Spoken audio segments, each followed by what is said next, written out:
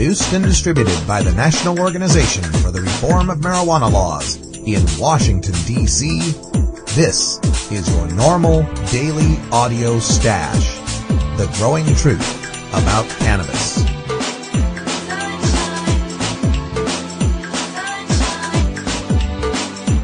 Welcome to the most popular podcast regarding marijuana in all of America and all the world, featuring interviews with scientists, politicians, doctors, prohibition policy activists, regular cannabis consumers, musicians, artists, and NORML staff and NORML's board of directors, along with music and comedy no other podcast can offer. You can always find out more about the show at our website, stash.normal.org, and continue the education and conversation on our blog as well. We're ending marijuana prohibition with education, one listener at a time. The podcasting and blogging technology for the NORML Daily Audio Stash is provided by Red Aphid Interactive Media. Visit www.redaphid.com. It's Thursday, March 13th, and it's 4:20 somewhere in the world. I'm your host, Radical Russ Belville, and this is your NORML Daily Audio Stash. Now remember, marijuana isn't going to re-legalize itself. You can make a difference in the fight to end adult marijuana prohibition. Join up with the talented volunteer activists of the National Organization for the Reform of Marijuana Laws at NORML.org. While you're at it, stop by our blog at stash.normal.org. You can check the links on all our news stories, download our PodSafe music, read commentary from myself and other marijuana activists, and leave your comments and response. It's the cannabis community's online home at the blog only NORML can deliver. Your daily audio stash at stash.normal.org. Today is Cannabis in the Law Day here at the Stash, and coming up after the news, we speak with Alan St. Pierre, the Executive Director of NORML, about a frightening new drug war tactic being employed in Arizona. Cannabis Carry brings us some great reggae music from a Stash favorite, Haya Sika, who returns to the show with a reggae joint called Light Dat Ting. And to conclude our show, we replay our interview with John Lucy IV, a criminal defense attorney in Portland, Oregon, who answers your questions about cannabis and the law. We've got a lot to cover, so sit back and relax with your favorite strain and enjoy your NORML Daily Audio Stash.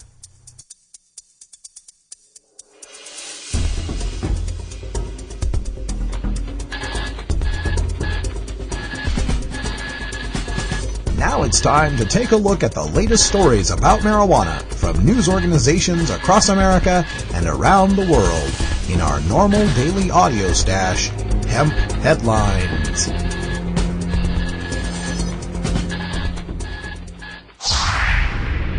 GoDaddy silences police watchdog site RateMyCop.com from Wired.com. A new web service that lets users rate and comment on the uniformed police officers in their community is scrambling to restore services after hosting company GoDaddy unceremoniously pulled the plug on the site in the wake of outrage from criticism-leery cops. Visitors to RateMyCop.com on Tuesday were redirected to a GoDaddy page reading, "Oops," which urged the site owner to contact GoDaddy to find out why the company pulled the plug. Rate My Cop founder Gino Sesto says he was given no notice of the suspension. When he called GoDaddy, the company told him that he'd been shut down for, quote, suspicious activity, end quote. Police departments became uneasy about Rate My Cop's plans to watch the watchers in January, when the Culver City, California startup began issuing public information requests for lists of uniformed officers. Quote, "Having a website like that puts a lot of law enforcement, in my eyes, in danger because it exposes us out there," end quote, said Officer Hector Basurto, Vice President of the Latino Police Officers Association. All right, hold on just 1 minute, officer. You guys are public servants. Your names should be public. We're not talking about listing the names of undercover officers or giving out any addresses. This is public information, a cop's name and badge number, and the opinions of that officer's interaction with the public. Many of us have had interactions with police where, especially as cannabis consumers, we feel we have been treated with less respect and less concern for our rights than other citizens. Any sort of checks and balances on police misconduct are good things, from internal affairs reviews, police ombudsman, or even a videotape of, say, 4 white cops beating the hell out of Rodney King. If police are doing their jobs correctly and with respect for the citizens they've sworn to protect and serve, then they have nothing to fear from the public's opinion of them. Meanwhile, it looks like I'll have to go to GoDaddy.com and cancel them as my website host and registrar. Drug Office's budget tactics faulted. From the Washington Post. Despite congressional demands for transparency, the Office of National Drug Control Policy has a murky budget that understates its emphasis on popular law enforcement efforts over treatment and prevention programs, budget and drug policy experts say. In February, the White House requested $14.1 billion for drug control efforts in fiscal 2009, a 3.4% increase. Nearly 2/3 would go to law enforcement interdiction efforts and programs to destroy drug crops abroad. Just over 1/3, or $4.9 billion, would fund treatment and prevention efforts. In an analysis of past budgets, John Carnival, a former Clinton administration Drug Control Office budget director, found that since fiscal 2002, federal spending on, quote, supply-side efforts, interdiction, law enforcement, and overseas activities has grown 57%. Spending on treatment and prevention grew only 2.7%. Yet research has found that prevention and treatment do more to reduce drug consumption and drug-related crime, said economist Rosalie Pacula, director of Rand Corporation's Drug Policy Research Center. Quote, "That doesn't mean you destroy the enforcement budget," said Pacula, who is set to testify today. "It's just saying that for increases in the budget, you'll get the most bang for your buck by putting it into treatment resources." End quote. Well, of course they want to understate how much money they're putting into locking people up for drugs and how much money they're using to eradicate marijuana gardens, coca crops, and meth labs. Because the general public knows that those methods do not work, and the public is also demanding more drug treatment for people with addictions. It's common sense. A stitch in time saves 9. And people don't need a Rand Corporation study to know that curing an addict makes better economic sense than arresting and jailing an addict. Well, better economic sense if your goal is to actually reduce harms from drug use. If instead your goal is to continue a war without end, to fund a prison industrial complex by increasing the population and recidivism of prisoners, then, if I may borrow a phrase from the administration, mission accomplished. South Carolina. Drug testing candidates closer to becoming law. From South Carolina, Politics Today. Drug testing candidates closer to becoming law. A key South Carolina Senate committee moved Tuesday to make drug testing mandatory for all candidates seeking elective public office. The bill, passed easily by the Senate Judiciary Committee, but only after a considerable debate, requires candidates for elective office to submit to a drug screen within 35 days of their election. Quote, "Why don't we get them to take a lie detector test to say they've never been to a prostitute?" End quote, inquired Senator Brad Hutto, Democrat from Orangeburg, who questioned the bill's effectiveness. The U.S. Supreme Court struck down a Georgia drug test law for elected officials, citing the state's lack of a historical pattern of such abuse. Quote, "I can support the concept because I'm for drug-free America," said Senator Gerald Malloy, Democrat from Darlington, "but this is a bit of a stretch." End quote. Yes, drug testing for people who want to run for elected office in South Carolina. Not for people who have been elected. This is even if you wish to run for office. And since drug screening overwhelmingly targets cannabis consumers, they may as well just call this the South Carolina Marijuana Disenfranchisement Act of 2008. They floated bills like this up here in Oregon as well. Had they all passed, no person legally using medical marijuana could have been an elected official, a policeman, a teacher, or work anywhere in state, county, or municipal government. Luckily, they all failed.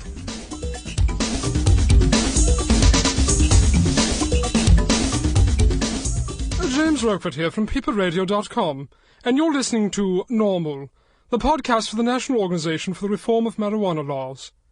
Oh, I didn't know they needed reforming. It's illegal, you say? I'll be right back.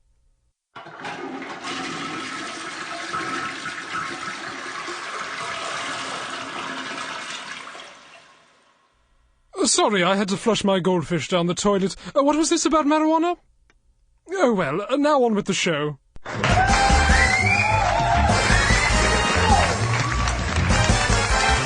Now it's time to play Pass the Stash, where you can win cool prizes from NORML. Hey, it's just another reminder that we're still playing our contest this month, Pass the Stash, and this month's prize is Parent's Guide to Marijuana, the new book by Dr. Mitch Earleywine. To win a copy, all you have to do is to send an email. If you're a parent with questions about how to talk to your kids about marijuana, or questions about marijuana in general, send that question to 420research@gmail.com. Dr. Earleywine will pick 3 of the best questions and answer them on the air here on our Wednesday Stash, and those 3 questioners will win a copy of Dr. Earleywine's book, Parent's Guide to Marijuana. So get involved and pass the stash with stash.normal.org. Yeah, this to individuals. Yeah. And we just want y'all to know that weed helps, you know what I'm saying? So I just want y'all to stop messing with the people who need it to live. It's helping people out there with cancer, AIDS, you know what I'm saying? So y'all gotta let it be, man. Legalize this. Legalize it.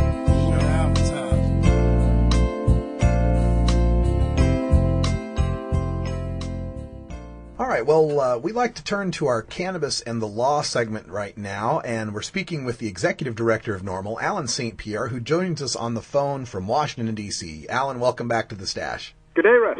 Well, good day to you, but not a good day for some of the people in the state of Arizona. Apparently, the drug warriors down there have found a new tactic to try to stop those of us who might be traveling. And why don't you just fill our listeners in on this terrible tactic they've taken up?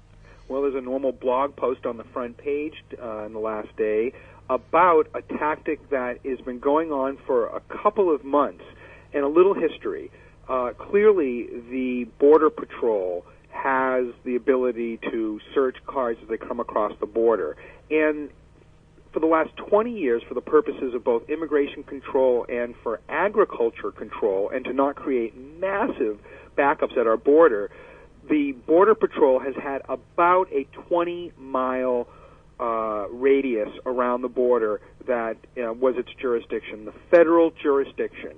And post 9/11, in this world of much more greater concerns regarding immigration, illegal immigration, in states, notably Arizona, the federal government and law enforcement now are really creating great jeopardy for motorists in that there are now road checkpoints that are set up supposedly for immigration checkpoints, but they are manned with, or should I say, dogged up.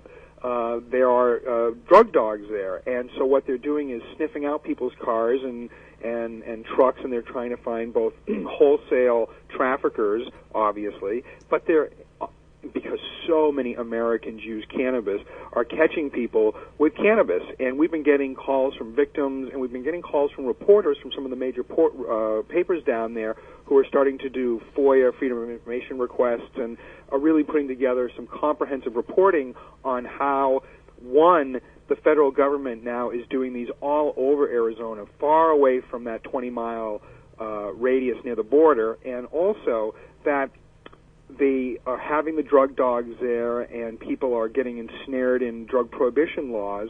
But this is important because 5 or 6 years ago, the Supreme Court ruled pretty strongly. This very same conservative court, more or less, said that a drug checkpoint is unconstitutional, that the police have to do more than just set up these drug checkpoints.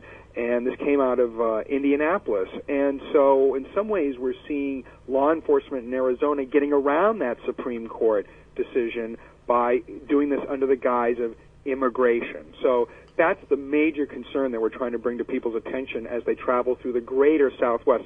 This is absolutely happening in the Great Bend area of the Big Bend area of Texas, in some parts of New Mexico south of La Cruces, but it seems to be quite concentrated in Arizona. So the Supreme Court said that it was unconstitutional to set up a roadside stop with the express purpose of checking for drugs, so they just call it something different and they get away with it. That's correct. And in fact, some other normal lawyers in the last couple of years have pointed out that some courts now are even acknowledging that fake drug checkpoints are okay, meaning that if you're driving down the highway and you see a sign flashing saying drug checkpoint ahead, and of course it's conveniently placed right after you come to a exit where when people take the exit, they often then are harassed and searched by police and drug dogs. And those have been ruled as constitutional, even though they claim that they weren't really checking for drugs. So this is one of those, terrific Lewis Carroll inspired moments in crime and justice, and real jeopardy if you're a motorist who has cannabis on them. And so that's one major concern here, is regarding the law enforcement getting around the Supreme Court decision. The other component here, which is something that NORML is going to try to remind people over this next year, and I'm going to hope that ASA and a whole bunch of other drug policy reform groups do this as well, is help educate the cannabis consuming community, most notably and importantly the medical cannabis patients, that there's only 2 states that allow you to cross from the state where you got your permission to use cannabis for medical purposes into another state and not be considered a criminal and be arrested in the same violent way that 830,000 other people are a year. So we were just, we actually spoke with... Those 2 states are Rhode Island and Montana. Those are the only 2 states where there was enough forethought to think to put that into the law so that patients can engage in their use of their medicine in a lawful, sanctioned way. So point being, you're in Oregon. If you cross over into Washington, you are a criminal. If you go down to California, you are a criminal, even though those are states that allow for medical marijuana. Yeah, it's definitely through the looking glass when you think about, a Washington patient is perfectly legal in Washington. An Oregon patient is perfectly legal in Oregon, but if either one of them cross the Columbia River, they're suddenly criminals. In fact, this will not surprise you that, I'm not even from that area, but I now am so familiar with Vancouver, Washington, in the sense of people, it seems to be obviously almost a suburb of Portland, and people will go across the river to do business that day or to go to a class or a seminar or a lecture or whatnot, and because of some circumstance totally removed from their own, they're caught up in a strong-arm burglary. Somebody breaks into their car. Somebody breaks into their locker at work. Something happens, like an accident, that isn't their fault, and their medical cannabis is discovered, and all of a sudden they and that cannabis are criminals and treated quite harshly. Well, that's something we'll be fighting for all year. Reciprocity in the medical marijuana states. Rhode Island's done it. Montana's done it. It seems to be working out well for them.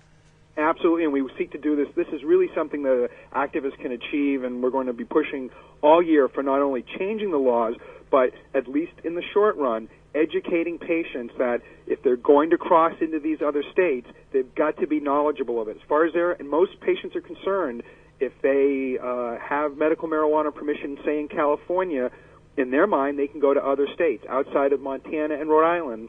That's not legally accurate at the moment.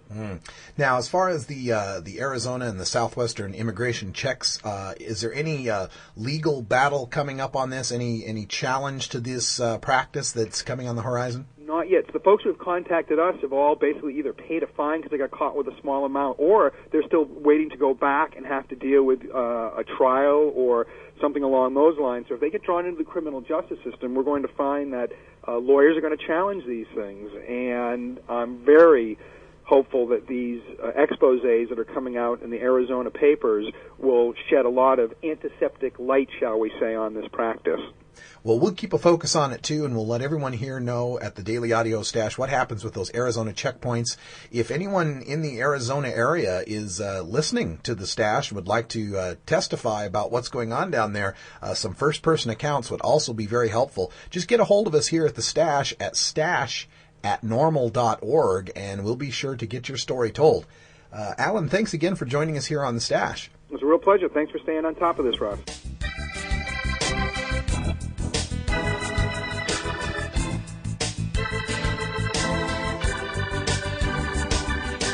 Here at the Normal Daily Audio Stash, we work hard to change our nation's marijuana laws through education and discussion.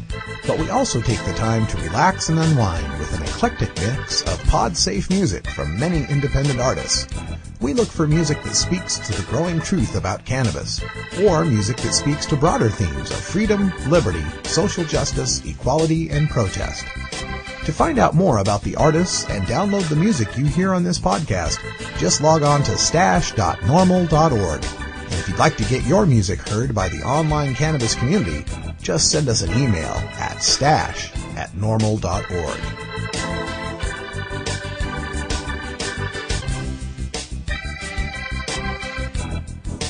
Time for our musical break here at the Stash, and we're happy to bring back the righteous Rasta man himself, Haya Sika. His grooves never disappoint, and this track, Light Dat Ting, is not only a great reggae hit, but it also speaks to the truth about cannabis, medical marijuana, and the uses of hemp. Haya Sika was born in Jamaica and sang baritone in his high school choir.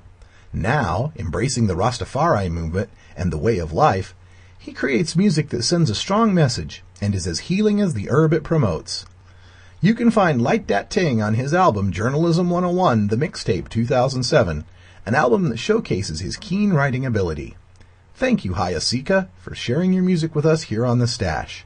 You can find out more about this artist online at his MySpace page. We've got links to it up at our blog, stash.normal.org. This is Haya Sika with his tune, Light Dat Ting. This one is about ganja.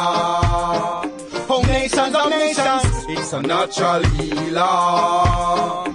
It's a natural herb, so many uses of good old hemp feature. Haya Sika, oh, it's great, high grade, oh, meditate. Like that thing, it's great, high grade, use it to meditate, like that thing. So make I tell you about earlier on. I listen continent muta earlier on. As I discuss the world where you go on, and reasonings on the King of Kings, Lord of Lords. Then I will a stretch and kick for sneakers on, bill a spliff and go outside, give it a spark. Singing and humming, meditation took off. Visions of Haya Sika, voice one record. The scene shift, night sky and stars. Oh, what a beauty, it's so vast. The breeze blow with massage as it pass. It blows slow, it blows fast. Forward, late night voice in a garage. Paracor singing all sorts of chords. From my people, them yard and abroad. Feature, it's great, high grade, meditate. Like that thing, it's great, high grade, meditate. Like that thing.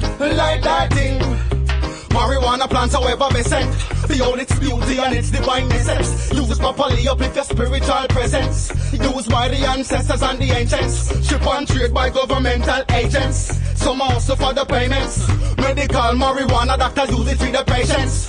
It balances the frequency and the wavelengths. Alleviate the sickness and the ailments. Doctor get the test result in amazement. Where is the tumor, glaucoma, no chasement? It's an effective treatment, yo. Marijuana causing hemp, make food, shoes, garments. Hemp, oil and protein and good nutrients. Materials, textiles and products of assortments. Hemp, paper, bills, for your food enjoyment. It's great, high grade, meditate. Like that thing, oh, it's great, high grade, meditate. Myself like that thing, So make I tell you about earlier on. And listen cutting edge motor earlier on. As they discuss the world where you go on. And reasonings on the king of kings, Lord of lords. I will a stretch and kick for sneakers on. I be a spliff and go outside, give it a spark. Singing and humming, meditation to call. Visions of my voice, one record. Scene shift, night sky and stars. What a building, it's so vast. The breeze blow with massage as it pass. It blows slow and then it blows fast. Forward, late night voice in a garage. For a car singing all sorts of chords. From a people them yard and abroad. Feature, yo yo, it's great. I get meditate. Hey, like that, yo, like that, I like that. For this week's Ask an Attorney segment, we're very happy to have John Lucy IV, a criminal defense attorney from Portland, Oregon, with a focus on drug law, and you can find more on his practice at www.law420.com.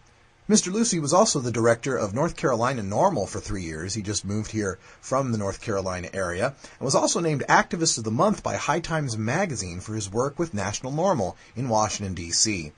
In 2007, he also won the Activism Award from NORML in the field of marijuana law reform policy at the University of North Carolina School of Law.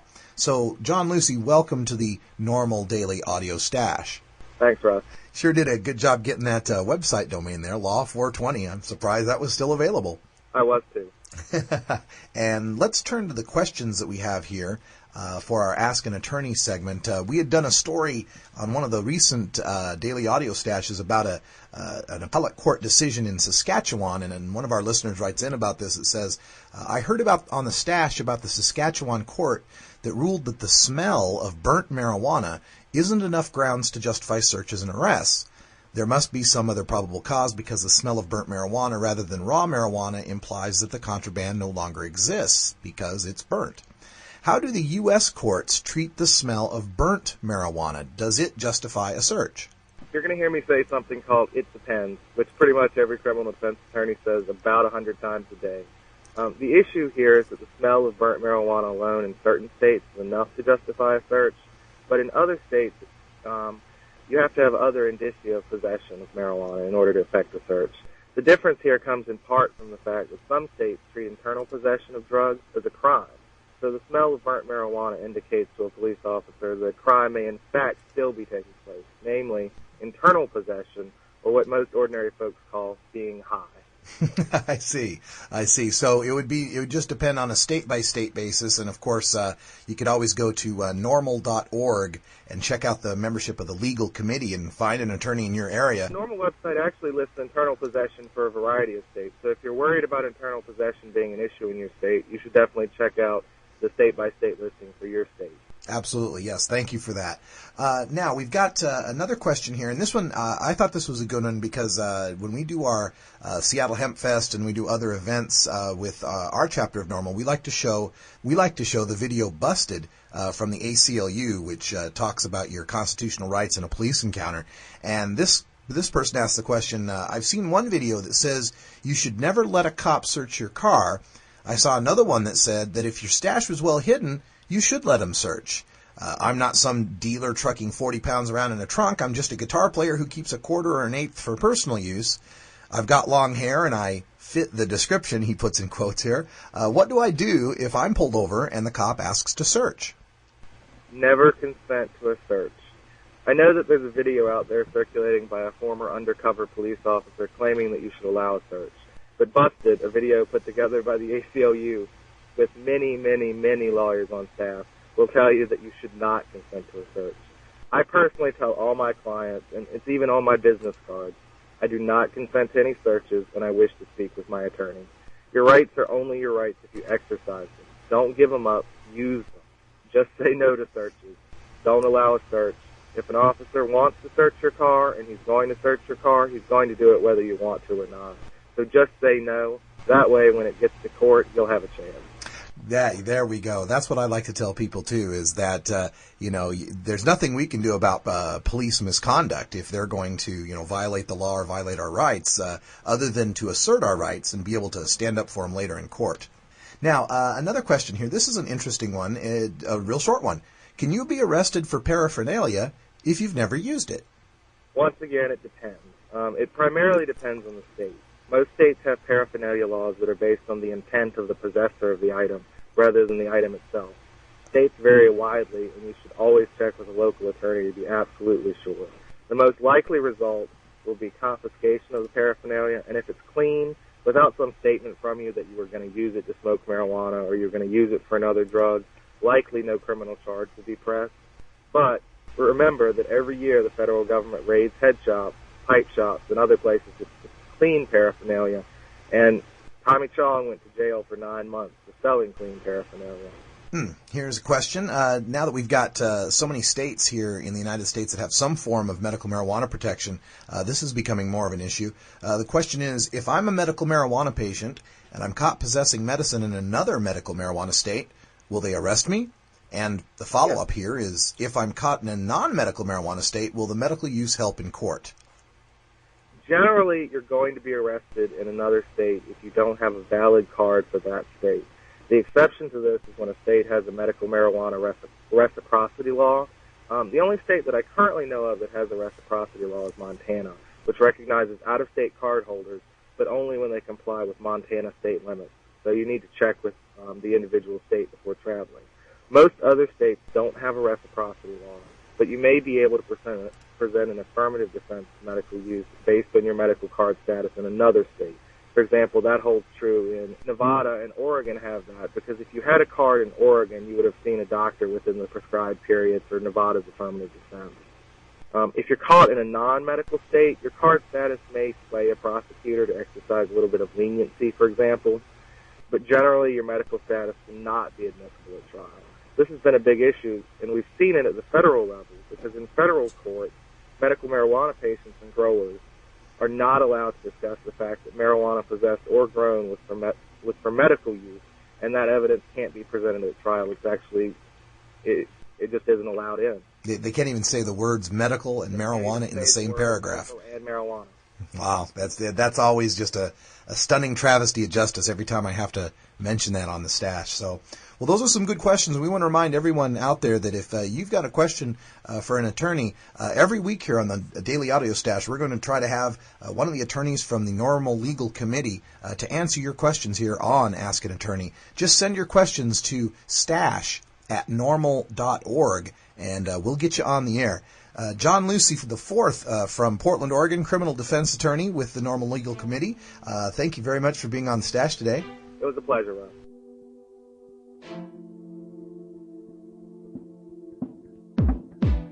Thank you for downloading the NORML Daily Audio Stash, the growing truth about cannabis. We are produced by the National Organization for the Reform of Marijuana Laws in Washington, D.C. Our executive producer is Alan St. Pierre. Our deputy director is Paul Armentano. Our webmaster is Brian Judy, and web production is provided by Red Aphid Interactive Media. As always, you can catch up on the latest information about marijuana at www.norml.org, and you can interact and download from our Audio Stash blog at stash.norml.org.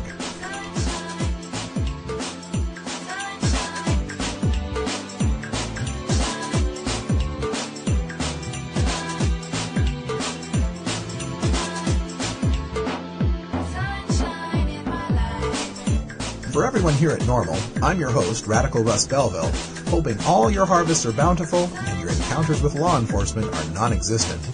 We leave you with today's cannabis quote from George W. Bush, the President of the United States. Quote, "I wouldn't answer the marijuana questions. You know why? Because I don't want some little kid doing what I tried." End quote. That's from a biography that was written by Douglas Weed, believe it or not. Yes, George W. Bush doesn't want some little kid doing what he tried. I'm Radical Russ. Thanks for tuning in to the Daily Audio Stash. We'll talk to you again tomorrow for our Friday Stash. We'll get you ready for the weekend. Thanks for listening, and take care of each other.